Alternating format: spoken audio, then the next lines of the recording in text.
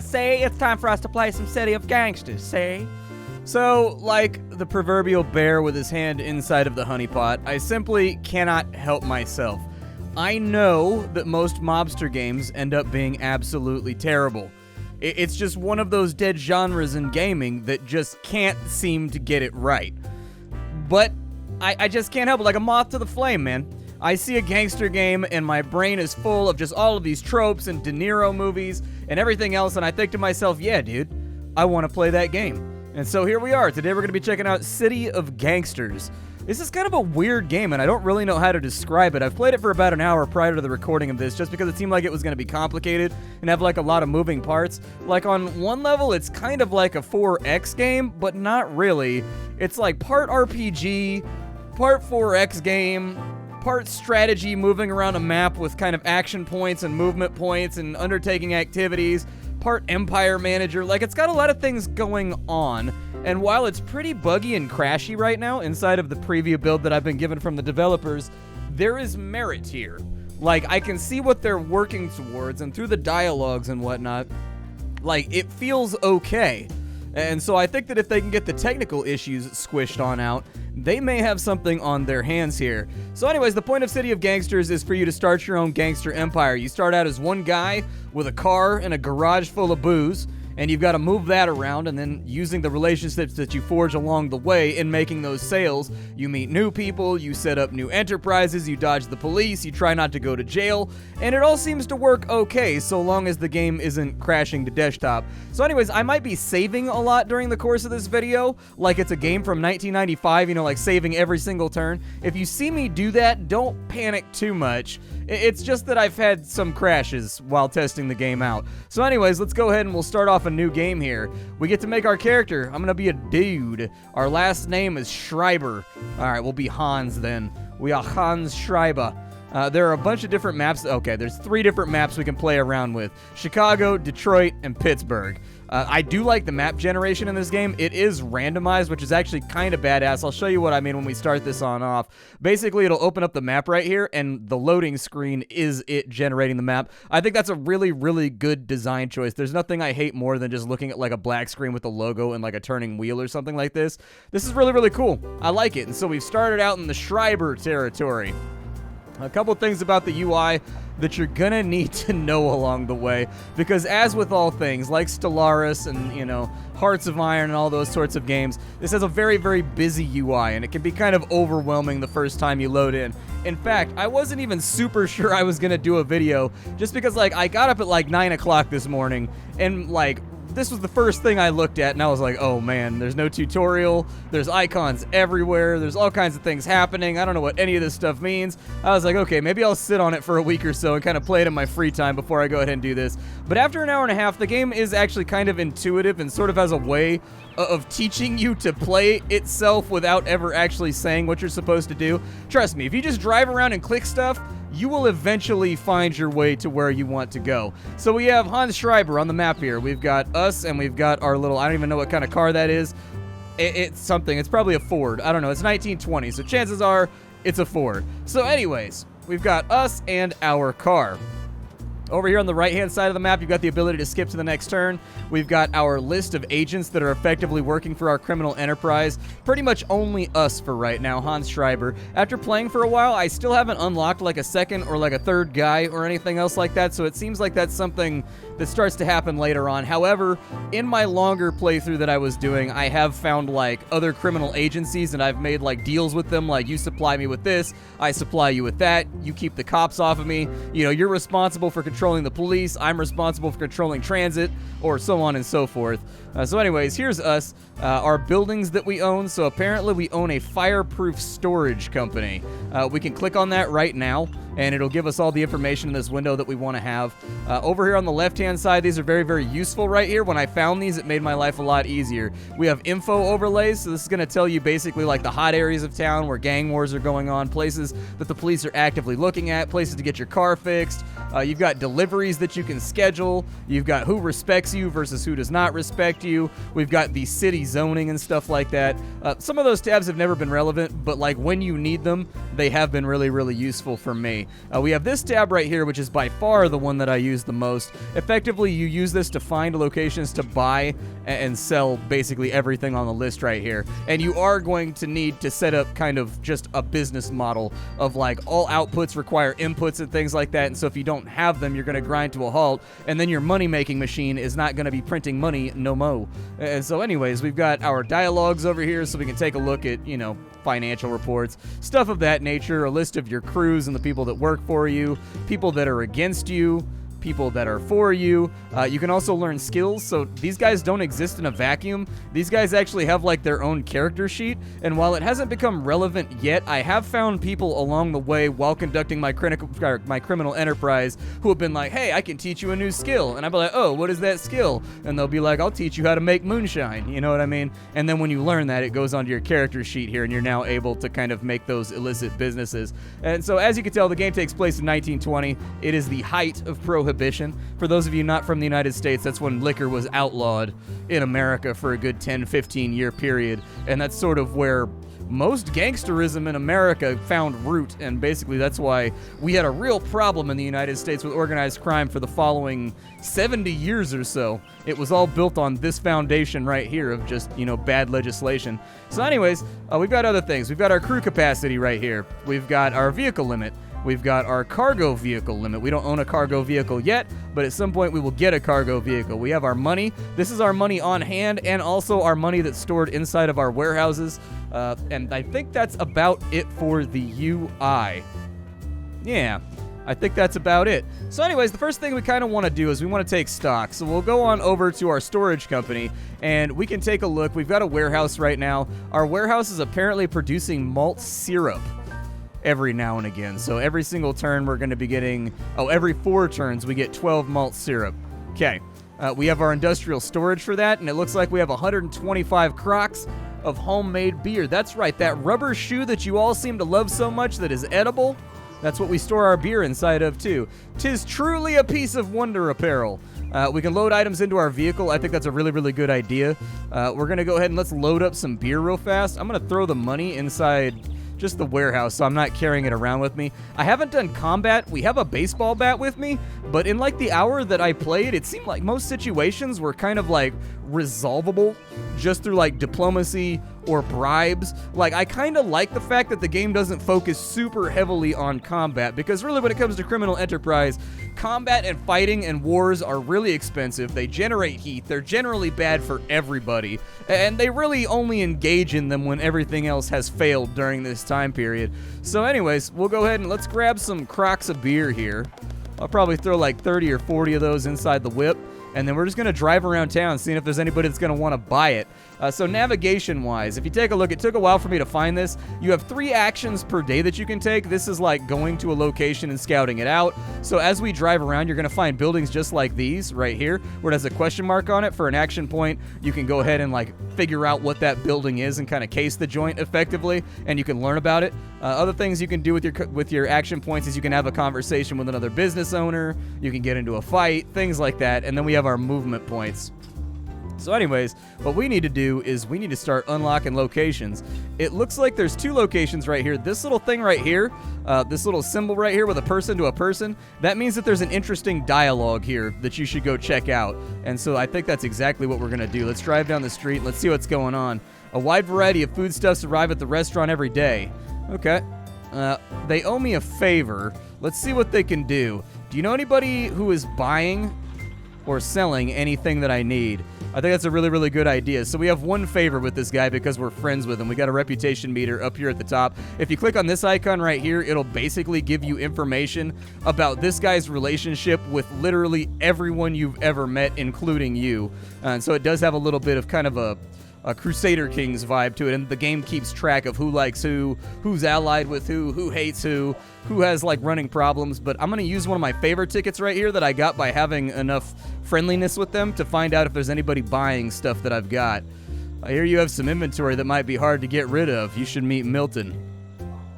I'll take care of things for you. Just show up on over there, and I'll be sure he'll be happy to buy some of your inventory. All right, I trust your judgment. There we go. You can also buy stuff from like all of these locations, and so what you'll notice is that, like, let's say that we go.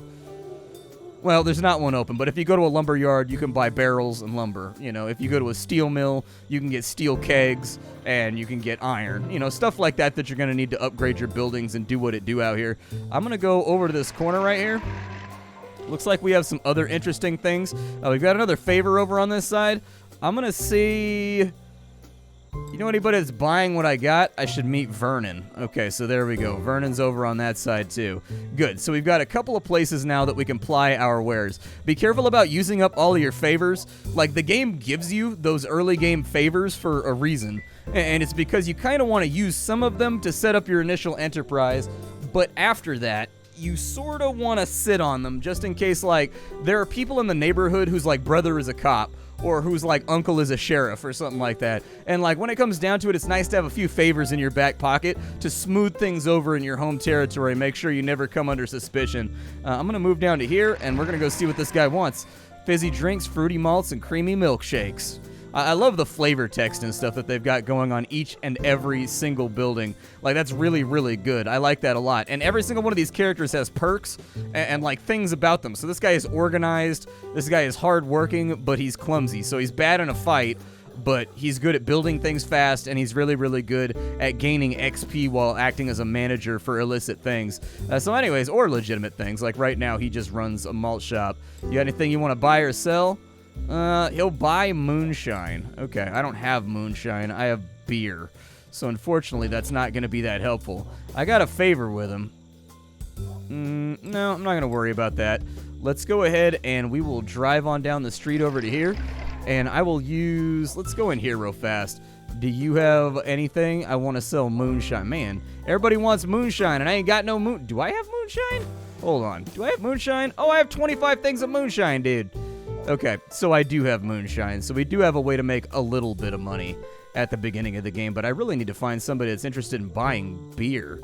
That would really be the most helpful thing to do. All right, well, it's the end of our turn, and so as always, that means I'm going to save my game real fast, and then we're going to go to the next turn because the game has this tendency to kind of like get a little bit crazy when you click next turn. Like sometimes it's very fast and smooth like that right there, and then other times the game's just like, hey, and it just like falls over and dies, and you got to like restart it.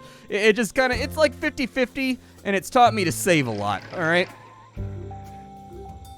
Alright, so we unlocked some businesses over here. The Union Metalsmith. Word on the street says they want to talk to you. Meow, what you want to talk to me about, say? I hear you're a well-connected person. Can I ask you about something? Alright. I've heard a rumor that you can get your hand on interesting liquids. Is that true?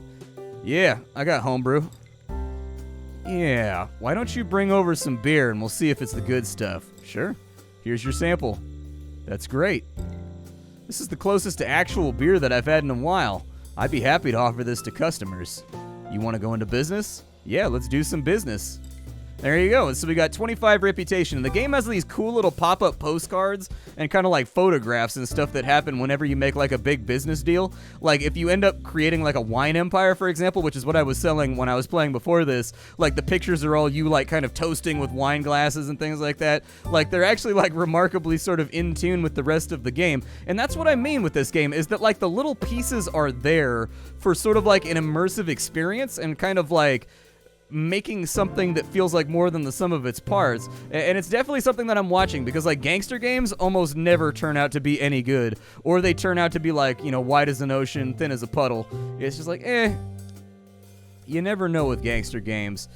They don't want... Oh, I need another action point. Okay, well, we'll wait right here then. All right, so we're on turn 3.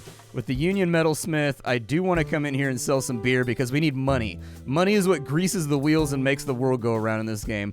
They will buy 24 crocks of beer from me. Unfortunately, beer is not worth that much compared to like moonshine, wine, all that kind of stuff. So we're only going to make $192. but I am going to sell it anyways, because if you sell at a decent price where they dictate the cost, you get a lot more favor. And frankly, what we need right now more than money is we need friends. We need people who like have our backs. We need people that like owe us favors. We need people that can act as effectively the agents for our expansion. So we've got 2 favors with her right now just because of that sale. One thing that you will want to note about if you're feeling a little bit lost in this game and you're having trouble kind of figuring out what you want to do next, you can go up over here with the resource overlays. If you take a look, and let's say we go with homemade beer right here, it'll tell you everybody in the neighborhood that you've unlocked that's interested in buying your homemade beer.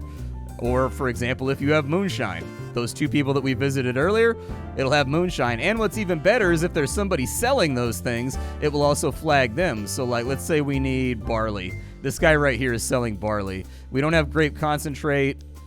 We haven't unlocked anybody that does. So stoneware crocks are pretty popular, so lots of people are selling those around here. There's one person making steel barrels.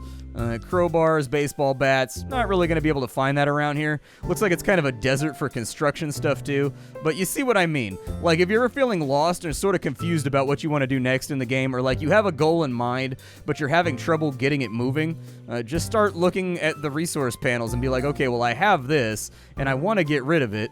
What do I do now? You know? It said this guy will buy beer over here, so I guess I'll sell you some beer there, pal. I got a little bit of beer left in the car. Keep in mind, you can't sell this to them every single turn. So, like, let's say, like, that last place, I sold them 26 crocks of beer. If I try to sell them more beer tomorrow, they'll only buy, like, 5 or 6 of it. The demand kind of builds up, and so you can oversupply areas effectively. Let's go back to our base real fast, because we got a little bit of movement left. And let's just kind of pick up more stuff. Inside of our storage, we've got some malt syrup laying around. I don't know if the malt syrup is used for making beer. Like, I'm pretty sure you got to use pure moonshine in order to make some of this stuff. I'm going to throw the moonshine on in here. We got a couple of moonshine buyers, too. Do I have anybody around here? Who was buying moonshine around here? Let me take a look real fast. So, we had somebody buying moonshine down on that corner right there. Okay. Yeah, let's get on down here. And if you want moonshine, brother, I got moonshine for you. Moonshine is going for, how much is it selling for? 20 bucks a pop? That's not terrible.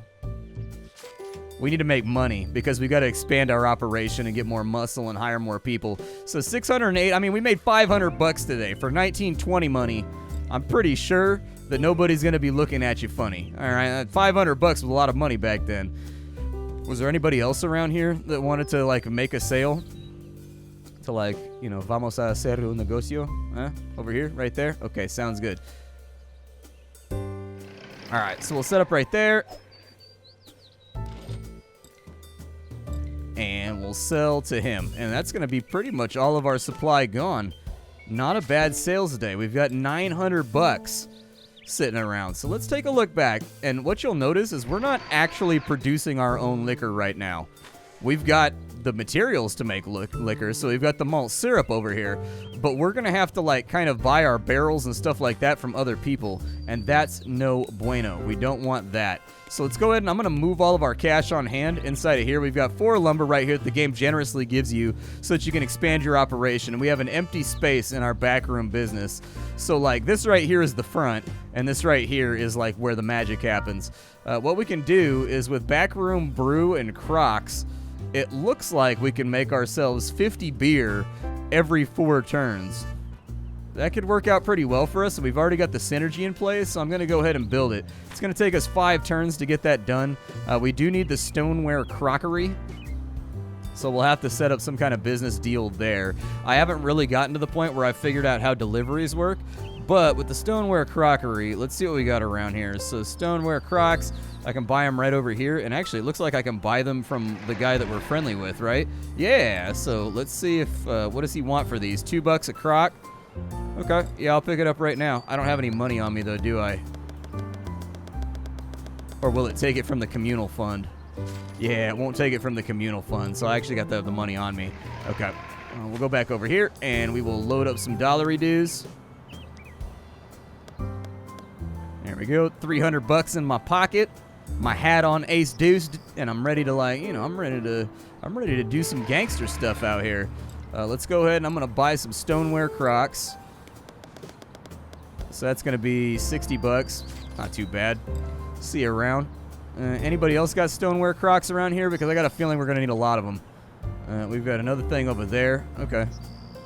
Yeah, let's pull on down the street. I would like to buy some of your Crocs. $2 a croc. Can I talk about the price? I'll sweeten the deal because I'm a nice guy. I have a feeling we're going to do a lot of business together. Okay. I need 10 points of relationship with him. We'll butter him up first.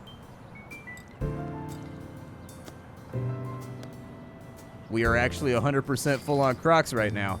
All right, so let's bring those back on over here. We'll unload them. I don't know if we actually had any in our inventory. We did not. And what does production cost us? So for this guy right here, we need 50 Crocs to make the 50 beers. So like, it's gonna take some doing. All right, it's gonna take some setup time. But there's 39 of them right there. We might as well make this a multi-purpose trip and sell some stuff while we're out and about. Let's go ahead and who was buying beer? Them over there. Okay. Well, let's drive across town then. It's time for another cheeky save. Cheeky save. Cheeky save.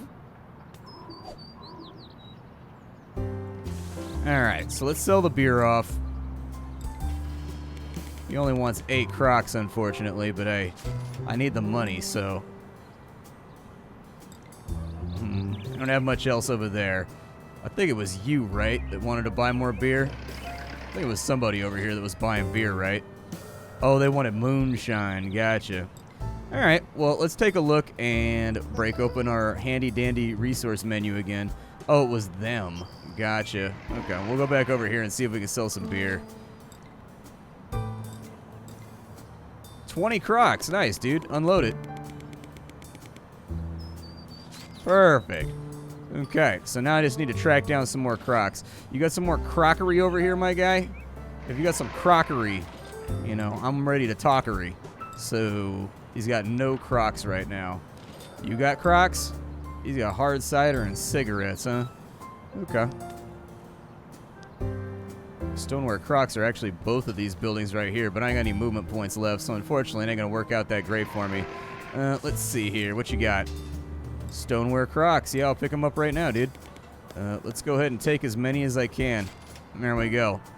I'm assuming at some point this process can be automated, so you'll have like, that's what I'm guessing the cargo vehicles are for, is I'm willing to bet you set up the cargo vehicles to go pick up a certain amount of stuff and bring it back, and then if they're idle, you can set up a second thing to like sell anything we have a surplus of. It's not hands-on, but at the end of the day, it probably gets the job done. I bought all your stuff, right?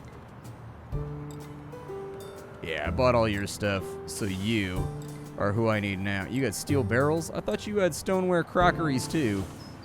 What about you? Maybe it was the thing next door. Little coffee shop. Yeah, that's what it was.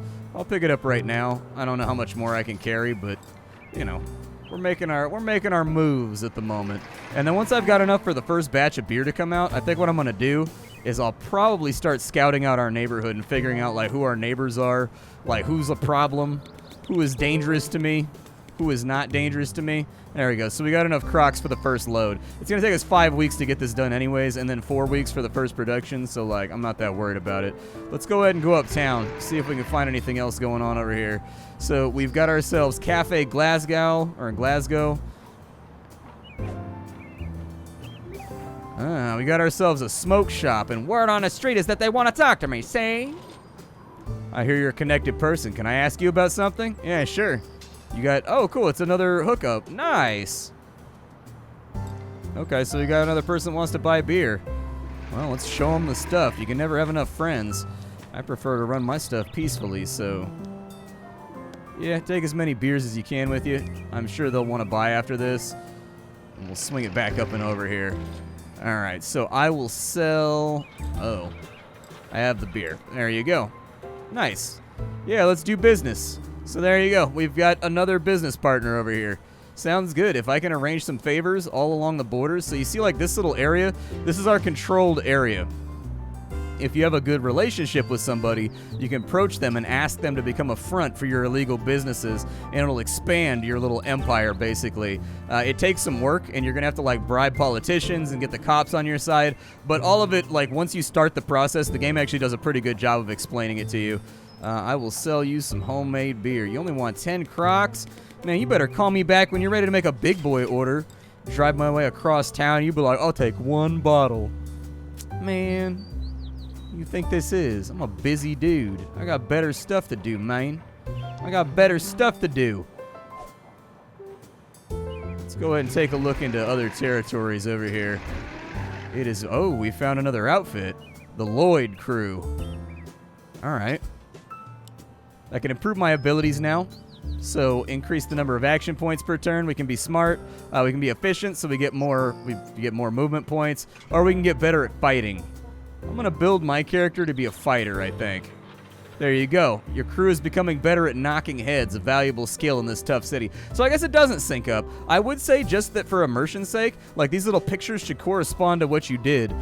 So, like, you know, if you made a deal to deliver beer, they should be toasting beers. If they did wine, it should have this picture. If you just did an upgrade about knocking heads, it should kind of show your guy standing over somebody, then you knock to the ground while holding a bat or something like that.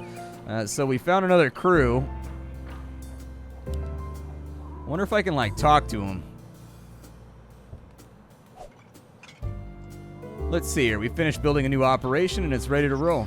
Yeah, let's go see if we can talk to him. I guess I can't talk to their safe house. Can I talk to you? He's a local troublemaker, Kenneth Lloyd. Okay. I mean, that's pretty much what I am, too. I mean, I'm not really like a, you know, an Al Capone mob boss right now. I'm just kind of like some guy running some very, very limited criminal enterprises. You can travel inside of areas that you've uncovered for very, very cheap, but it costs you a lot of movement points to travel inside of areas that you haven't uncovered yet. So it looks like we are now producing the beer skis. Very nice. I'll probably swing around and see if there's anybody I can sell my product to. Like, I'm hoping that demand has gone back up. He'll buy 8. Okay, well, money's money. There's $64. We could expand our empire down to here, but I really feel like I need to find supply first. So, like, I'd like to make moonshine because we have people in this neighborhood that clearly want our moonshine. Like, they're down with the white lightning. And so, like, I do feel as though it's a really good idea that moonshine be the next thing we produce over here. If we could get the newsstand and then we could set up a moonshine still in the back, I think that that would be just an absolutely fantastic thing to do, because then we could sell the 2 beers to our 2 people in the neighborhood that want beer. We sell the moonshine to the 2 people that want moonshine. We print out a little bit more money, which is going to introduce us to more opportunities. Introduce us to some possibilities. I don't have the movement points for that, so we'll just go to the next turn. It looks like Lloyd's moving around over here. I don't know what he's doing in my territory. Well, it's not technically my territory, but it's close enough that I don't like it, okay? They want 18 Crocs of beer. Go ahead and take it. Money's money. And we're on pretty good ground with these people. We get some support. Can you get me an in with some local troublemakers? I think I can meet my cousin Jack. I'll put in a good word. And so apparently we learned about the Fisher crew. Tell me about them. They're just a bunch of loafers who spend every day at the pool hall if they could. But like, if they like you, maybe you can get them to help you out. Goodness knows they ain't got nothing better to do. Yeah, let's do it. If we can use, like, I'd prefer not to be handling my own muscle. I would prefer, so, like, we're like a larger crew, right? Or we're gonna be a larger crew. Like, we'll have our own security, but we're gonna need, like, local muscle to take care of things for us that are on the take. And so I think that's actually not the worst idea. Let's go check in on our production real fast. It looks like we got beers coming out pretty soon. I've pretty much tapped out the neighborhood on beer sales, though, so unfortunately, I can't really do a whole lot right now. I'm going to drop off a little bit of the money because it feels dangerous to me to be rolling around with, like, our entire empire's cash with me. And then what we'll do... Let's talk to the stand over here. I mean, the other thing we need to do is we need to figure out where we can get pure alcohol. So, natural alcohol. We haven't found anybody that has the ability to supply natural alcohol yet. Grape concentrate we haven't found either. We have found barley, though. Okay. It's possible, then, that the barley goes into I think moonshine comes from neutral alcohol, though. I think. I'm not super sure about that, but I'm pretty sure that's how the production line goes. I don't know. Let's acquire a new enterprise. We have a good relationship with this guy right here. He absolutely loves us.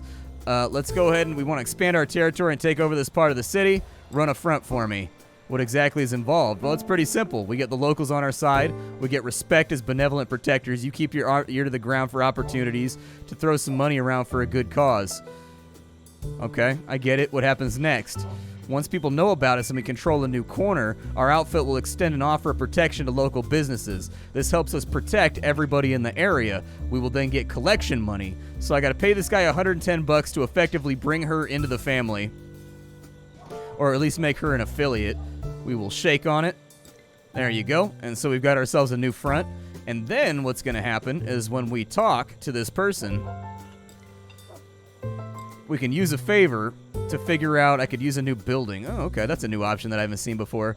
But basically, we can use this right here to look for opportunities. We can throw money at it. That means that we're buying politicians. We're kind of like doing charity stuff in the neighborhood. Everybody starts to like us. Once that gets up to a certain level, we can then, for everything inside the radius of this area, this person becomes a collector for us. And once a month, we can come on over here and collect our protection money. And so there you go. It's City of Gangsters. Like, I do think it's rough around the edges, but I think if they put the proper amount of like ambience and sort of lore and sort of world building and emergent gameplay on into this, it's the most promising foundation I've seen thus far. It's simple right now, but it's still in development, and so like I like the pieces that I see, and aside from kind of the technical crashes and whatnot that are expected to be in a game that's not even being sold yet, like this is purely a key that they sent to me to kind of show the game off. I think if they can get that smoothed on out, I'd be interested in playing a bit more. I'll see y'all later. My name is Splattercat. I sift through the pile to find what's worthwhile in the world of indie games every single day so you don't have to. Today up on the chopping block, it was City of Gangsters. Tomorrow, it will very likely be something else. I'll see y'all later, and thank you for being here.